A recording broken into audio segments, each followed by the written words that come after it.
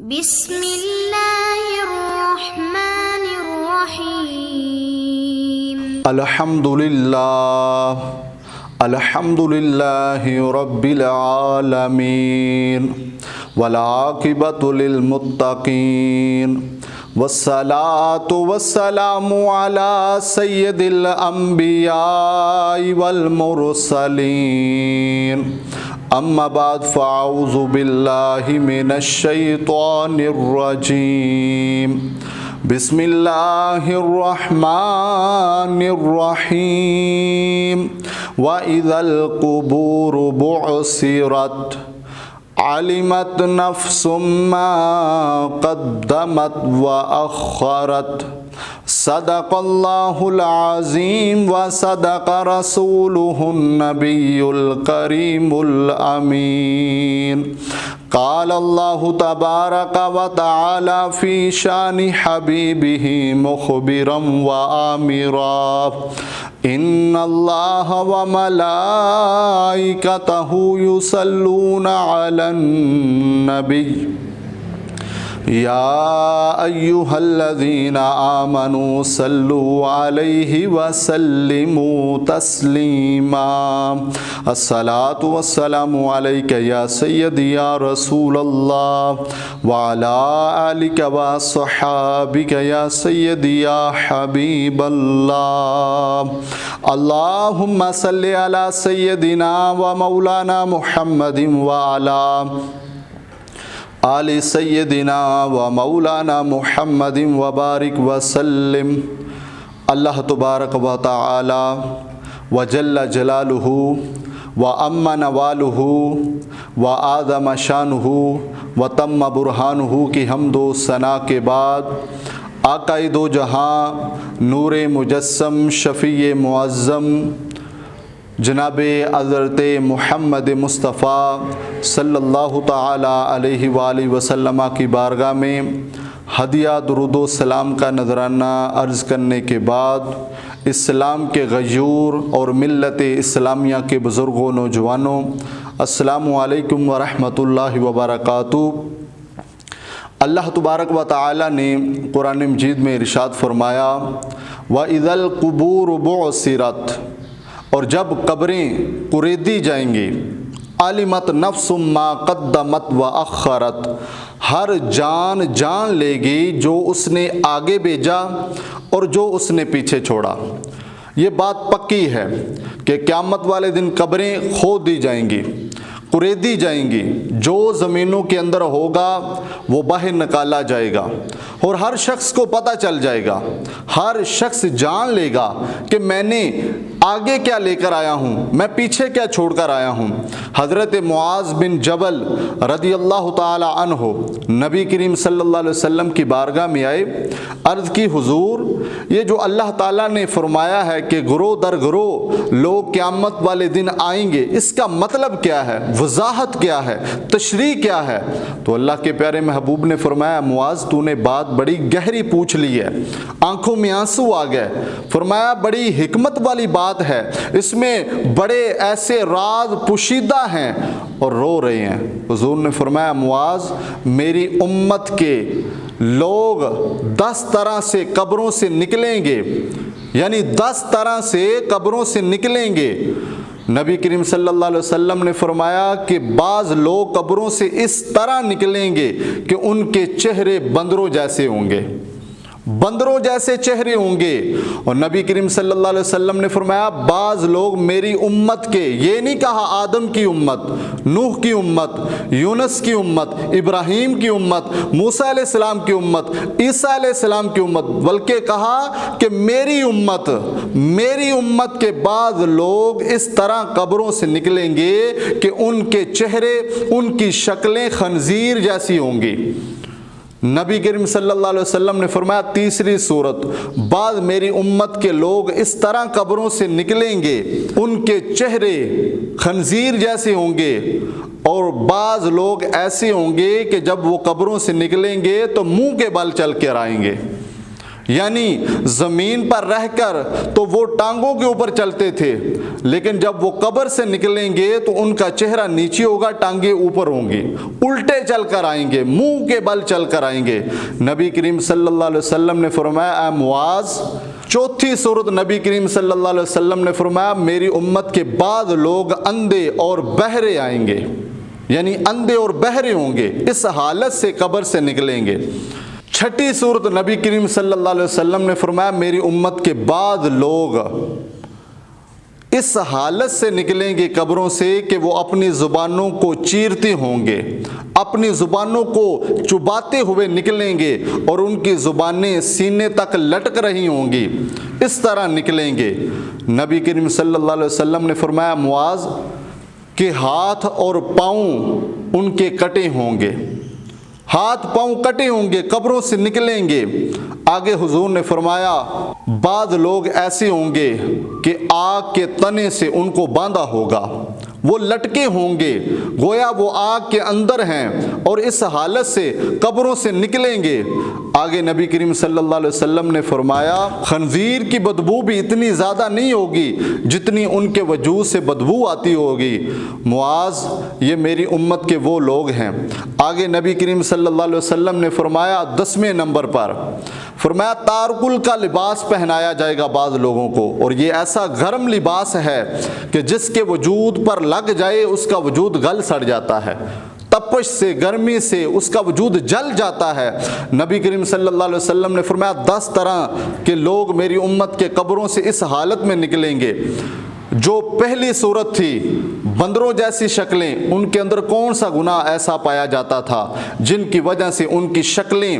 بندروں جیسی ہو جائیں گی؟ تو نبی کریم صلی اللہ علیہ وسلم نے فرمایا معاذ جن کی شکلیں بندروں جیسی ہوں گی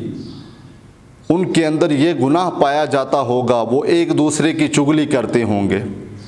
غیبت کرتے ہوں گے، وہ چغلی کی وجہ سے اللہ تعالیٰ ان کی شکلیں تبدیل کر دے گا، بندروں جیسی کر دے گا۔ اور دوسرے نمبر پر نبی پر صلی اللہ علیہ وسلم نے فرمایا کہ جن کی شکلیں خنزیر جیسی ہو جائیں گی ان کے اندر کون سا گناہ ہوگا، وہ دنیا میں رہ کر کون سا گناہ کرتے ہوں گے؟ تو اللہ کے پیارے محبوب نے فرمایا وہ رشوت کھانے والے ہوں گے، وہ رشوت کا بازار گرم کرنے والے ہوں گے۔ آج معاشرے میں دیکھ لیں رشوت کا بازار گرم ہے، لوگ رشوت دے رہے ہیں، لوگ رشوت لے رہے ہیں۔ رشوت لینے اور دینے والا اللہ کے نبی نے فرمایا یہ دونوں لعنتی ہیں۔ اللہ کے پیارے محبوب نے تو لعنت فرمائی ہے، فرمایا رشوت لینے والا جب قبر سے نکلے گا تو اللہ تعالیٰ ان کی شکلیں تبدیل کر دے گا، خنزیر جیسی بنا دے گا۔ نبی پاک صلی اللہ علیہ وسلم نے فرمایا معاذ یہ جو منہ کے بل آئیں گے نا، جن کے چہرے نیچے ہوں گے، ٹانگیں اوپر ہوں گی، الٹے آئیں گے،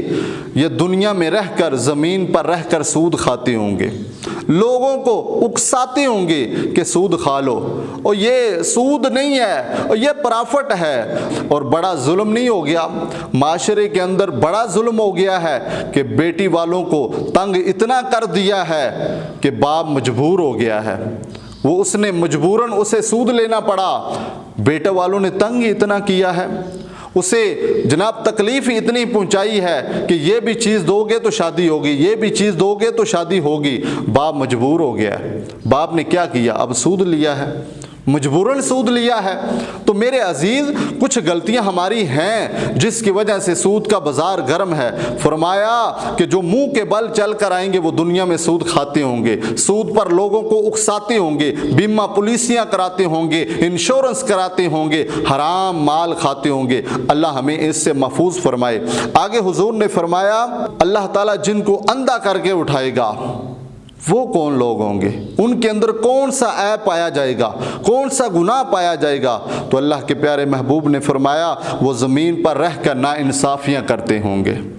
وہ ناانصافیاں کرتے ہوں گے۔ اللہ نے ان کو عہدہ دیا تھا، منصب دیا تھا، یہ اس عہدے پر بیٹھ کر ناانصافی کرتے تھے، عدل کا بول بالا نہیں کرتے تھے۔ دو گروہ آ جاتے جہاں سے پیسے ملتے، یہ ان کے حق میں جناب فیصلہ سنا دیتے تھے، ناانصافیاں کرتے تھے۔ آج جب یہ قبروں سے نکلیں گے تو فرمایا یہ منہ کے بل چل کر آئیں گے، چہرے نیچے ہوں گے، ٹانگیں اوپر ہوں گی۔ میرے عزیز یہ سارے گناہ معاشرے کے اندر پائے جا رہے ہیں۔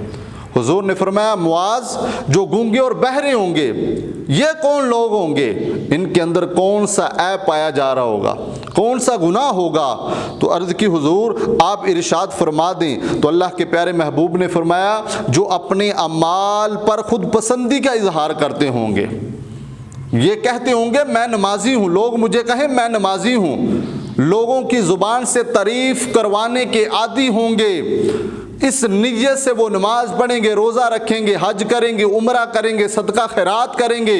کہ لوگ ہمیں نمازی کہیں، لوگ ہمیں جناب حاجی کہیں، لوگ ہمیں جناب سخی کریں، وہ لوگوں کی زبانوں سے تعریف کروانے کے لیے یہ نیک عمل کریں گے۔ فرمایا جب یہ قیامت والے دن نکلیں گے قبروں سے تو اللہ تعالیٰ انہیں گونگے اور بہرے کر کے اٹھائے گا، کیونکہ انہوں نے دنیا میں تعریف کروا لی، کانوں سے سن لی تعریف، اب قیامت والے دن ان کا جو حال ہوگا اللہ تعالیٰ ان کو گونگا اور بہرا کر کے اٹھائے گا۔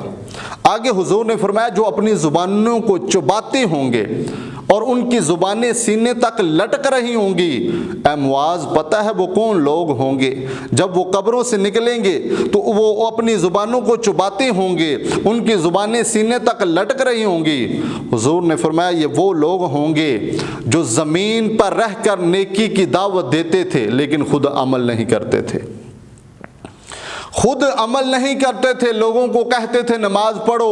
حج کرو، عمرہ کرو، نیکی کا کام کرو، برائی سے منع ہو جاؤ، لیکن خود یہ نیک عمل کرتے نہیں تھے، خود عمل کے میدان میں کھڑے نہیں ہوتے تھے۔ اس سے مراد وہ بھی شخص ہے جو بے عمل عالم دین ہے، اس سے مراد وہ بھی شخص ہے جو گھر کا سربراہ ہے، جو اپنے بچوں کو کہتا ہے بیٹا نماز پڑھو اور باپ کبھی مسجد میں نہیں آیا۔ یہاں سے مراد وہ شخص ہے جو گھر کا پیشوا ہے، جو محلے کا رہنما ہے، جو لوگوں کے درمیان فیصلہ کرنے والا ہے، لوگوں کو تو کہتا ہے نیکی کا حکم دیتا ہے لیکن خود عمل نہیں کرتا۔ فرمایا یہ وہ لوگ ہوں گے جب قیامت والے دن نکلیں گے تو یہ اپنی زبانوں کو چباتے ہوں گے، ان کی زبانیں سینے تک لٹک رہی ہوں گی، نیکی کی دعوت دیتے تھے لیکن خود عمل نہیں کرتے تھے، امر بالمعروف کا حکم تو دیتے تھے، میدان میں کھڑا نہیں کرتے تھے، وہ کہتے تھے کہ ہم نیک ہیں، ہم پرہیزگار ہیں۔ میرے عزیز یہ ممبر رسول پر بیٹھ کر تقریر کرنا یہ کوئی آسان کام نہیں ہے،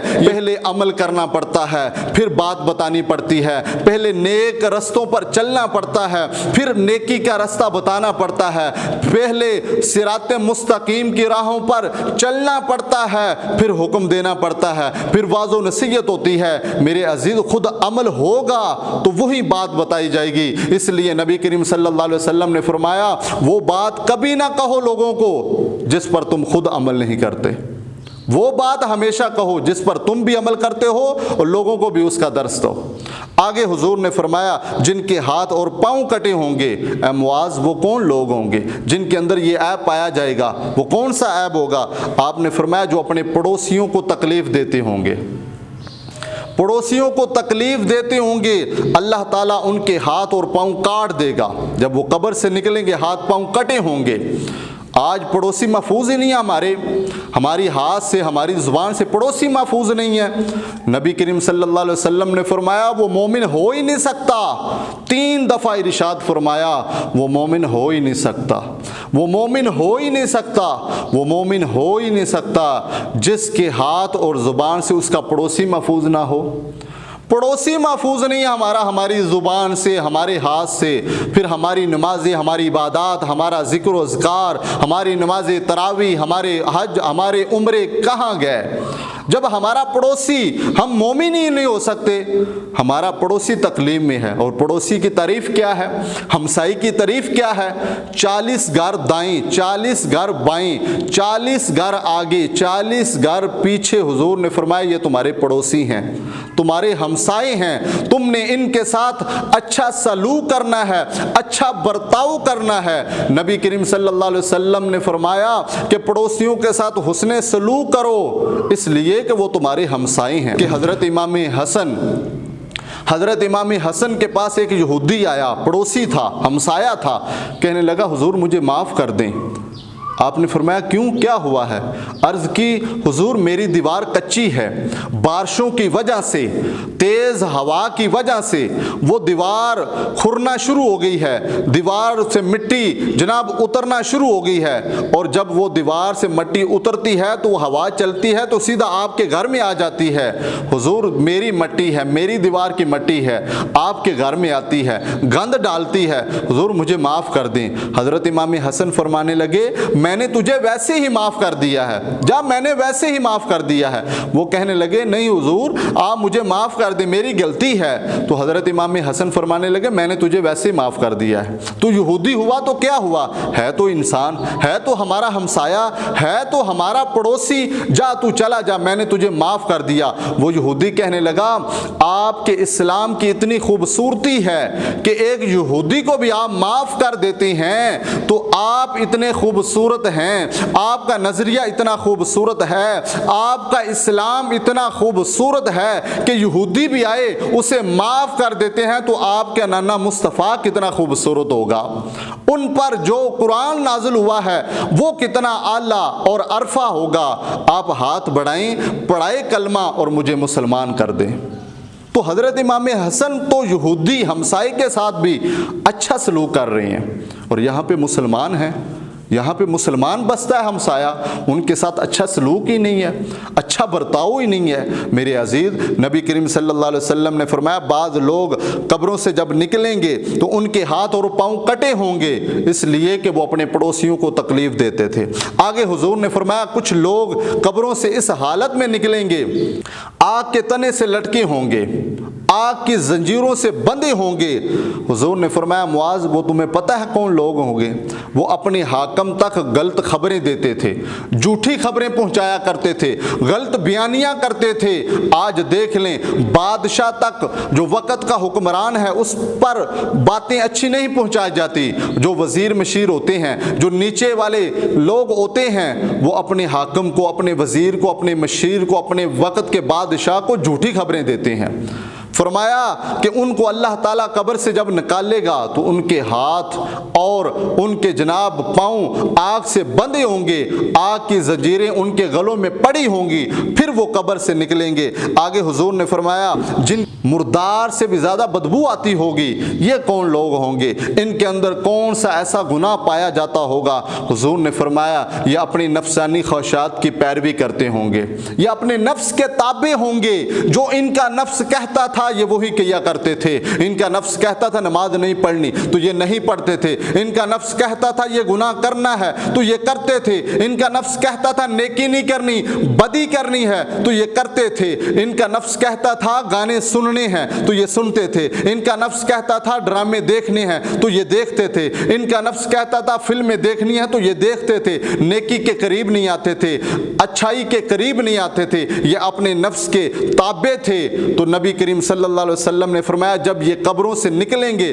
تو مردار سے بھی زیادہ بدبو اس کے جسم سے آ رہی ہوگی، لوگ گن کھائیں گے یہ کیسے لوگ ہیں، یہ کتنے ظالم لوگ ہیں۔ نبی کریم صلی اللہ علیہ وسلم نے فرمایا بعض لوگ ایسے ہوں گے جن کو تارکل کا لباس پہنایا جائے گا، یہ کون سا گناہ کرتے ہوں گے؟ اللہ کے نبی نے فرمایا یہ زمین پر رہ کر غرور اور تکبر کیا کرتے ہوں گے، یہ انا کے پجاری ہوں گے، یہ غرور اور تکبر ان کے خون میں بسا ہوگا، یہ کہتے تھے ہمارا جیسا کوئی ہے ہی نہیں، ہم بہادر ہیں، لوگوں کو حقیر جانتے ہوں گے۔ میرے عزیز یہ سارے گناہ ہمارے معاشرے کے اندر نہیں پائے جا رہے، پائے جا رہے ہیں، ہمیں چاہیے توبہ کر لیں، معافی مانگ لیں۔ اللہ کے پیارے محبوب نے فرمایا جو دنیا میں توبہ کر کے گیا، معافی مانگ کر گیا، اللہ سے صلح کر کے گیا، توبہ سے جناب گناہوں سے توبہ کر کے گیا، تو حضور فرماتے ہیں کہ اللہ تعالیٰ جب وہ قبر سے نکلیں گے تو اللہ تعالیٰ ان کے چہرے کو 14ویں کے چاند سے زیادہ خوبصورت کر دے گا،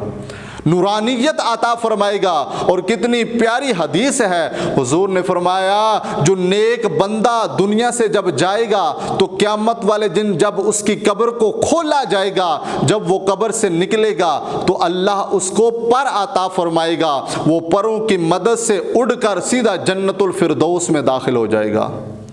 سیدھا جنت الفردوس میں چلا جائے گا۔ میرے عزیز، اللہ تعالیٰ کی بارگاہ میں دعا ہے اللہ تعالیٰ یہ جتنے بھی گناہ ہیں ان سے ہمیں محفوظ فرمائے، اور جن کے اندر یہ پائے جا رہے ہیں ان کو توبہ کرنے کی توفیق عطا فرمائے۔ وآخر دعوانا ان الحمد للہ رب العالمین۔